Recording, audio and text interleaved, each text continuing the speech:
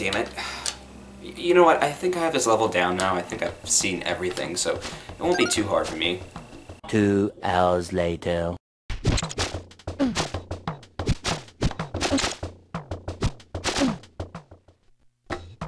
And I said the last game was hard!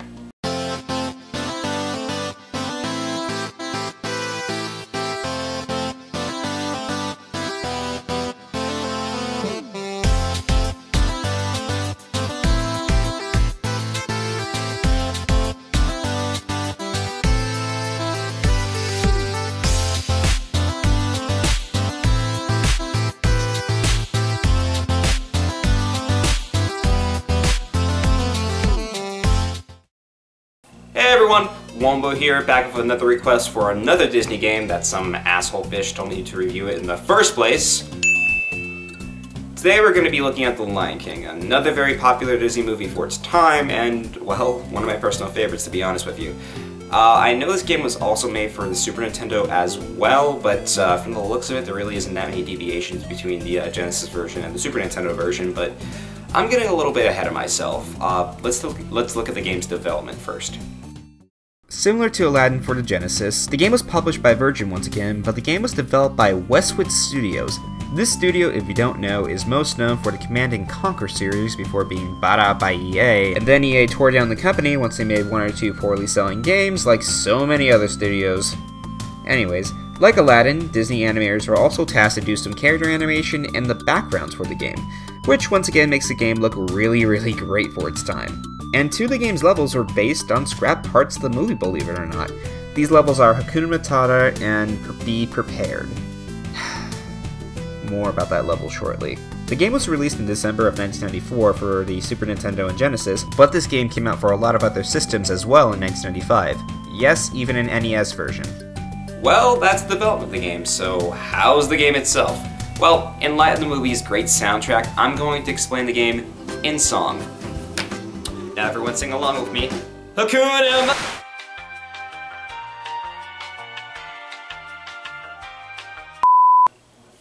Yeah, let's not do that. I don't want this video to be taken down. The game follows the movie's plot for the most part. Sure, it's abridged, but it tells the movie's story the best it can with the Sega Genesis. And to be honest, it's kinda cool to hear some voice samples from the movie, even though it's badly compressed, but it's a freaking cartridge! Anyways, as you can see here, this game is a side-scroller platformer. A very common genre for the time, so common that I just reviewed another one of those. But the game is pretty different compared to Aladdin. You play as Simba young and old. For the first half of the game, all you can do is jump, roar, and grab ledges. And by the second half of the game, you can slash your enemies. Roaring, to be honest, doesn't really do much aside from stunning some enemies and helping with one of the puzzles in the Can't Wait to Be King level. How you're killing most of your enemies in the first half of the game is by jumping on them as per usual, but the slash move takes over your moveset in the second half of the game. You could also do a jump slash move where if you just land at the right spot, you can smack wherever you want in the face, which is pretty useful and can kill pretty fast. One thing I like about the gameplay is grabbing on ledges. When you just can't make a jump, grabbing on the ledge works. Although jumping down from a ledge can be somewhat cumbersome, even though when you're hitting down in the jump button, the game sometimes thinks you're going up the ledge. Another thing that I gotta say about the gameplay is that it just feels very repetitive on the second half of the game. Slashing enemies over and over again with no variation bogs down the game for me. And speaking of things that just bring this game down for me, well, let's get the elephant out of the room here if anyone's actually played this game before. This game is brutally difficult. And not in the way of dying with one-hit deaths or with knockback. Wow, Konami made a lot of hard games for the NES. But in the way of level design, enemy placement, and cheap one-hit deaths. How the levels are designed varies on how long the level is and the enemy placement. Now, all the levels aren't really that long, with the exception of one part of the game that I'll get into later. Just the fact that the game pads itself out by parts where you're either getting bombarded by enemies or getting killed by something not knowing it's coming. These fucking boulders. They show up a handful of times in the game, but at the same time, you can't fuck up once in these parts, or you will die!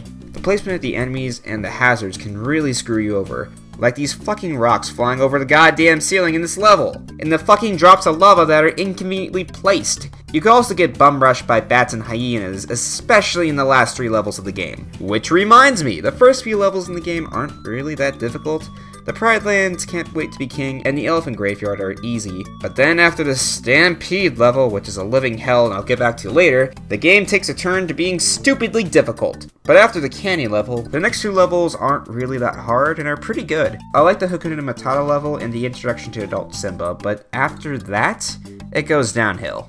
Be prepared, good lord. I already mentioned the bats and drops of lava, but seriously, another fucking boulder? And the placement of some of these enemies and hazards is just so cheap that this part of the game is where I decided to use the level select cheat. Yep, I was pretty annoyed by this point. I didn't want to start from the beginning to deal with the rest of the game's bullshit, so I basically had to use that. And the boss of this level is simple, but it can lead to a one-hit death at the very end if you go too close to the geyser. The level after that is an overly long maze where you get bombarded by too many fucking hyenas that take 5 hits to kill. And if you go the wrong way, you could be put all the way back at the fucking beginning of the level.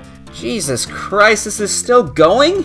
And after that, we have our final boss, our Uncle Scar. Which, to be honest, this level isn't really that long, it's just falling off the ledge the final part of the level and climbing back up with rocks that are on fire is just a little alarming. And yes, I'm using a 6-button Genesis controller if anyone was wondering, which lets you do an extra move here, which I didn't really find it to be useful for this fight like so many other people do. It's an attack where Simba stands on 2 legs, it's nothing special. After throwing Scar off and basically killing him, you get a closing scene that looks almost exactly like the title screen, and that's it. God, I can't imagine how kids would react to this back then if they played this game legitimately, and this was their reward. I think it would end up like this.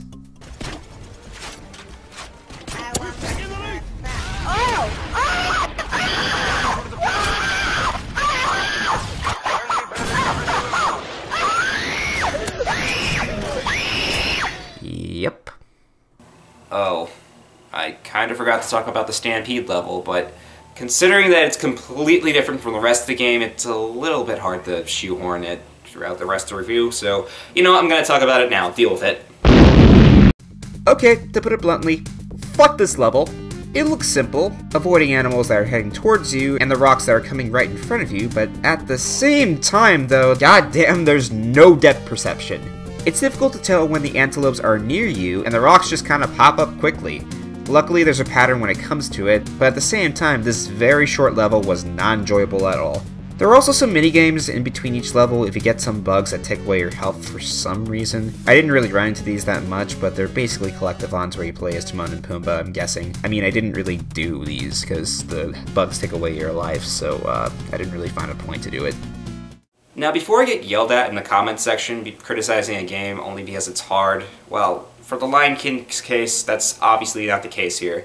That's like saying Contra is a bad game because it's hard, and if you've played Contra before, that's a fucking awesome game. Now, this game is less enjoyable for me because of the bad level design and the repetitive nature of it, especially in the game's second to last level. Overall, difficulty doesn't make a game bad as long as you know what you're getting into in the first place, and the game is designed with this difficulty in mind. In the Lion King's case, the game is badly paced and puts a player into levels where it's just tiring. Definitely not the worst thing I've played. Oh, hell no.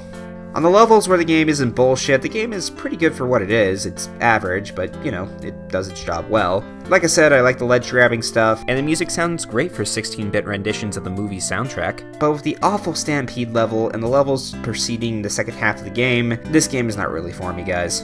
Overall, I could see how some people have differing opinions when it comes to this game. On one hand, you have some great presentation with some great hand-drawn graphics done by Disney, and great music from the movie, but at the same time, this game is unfairly difficult. And to be honest, if this game wasn't The Lion King, I wouldn't see people really talk about this game as much. Still love the movie though, and like I said, when the game isn't bullshit, it's perfectly fine. And that's about it.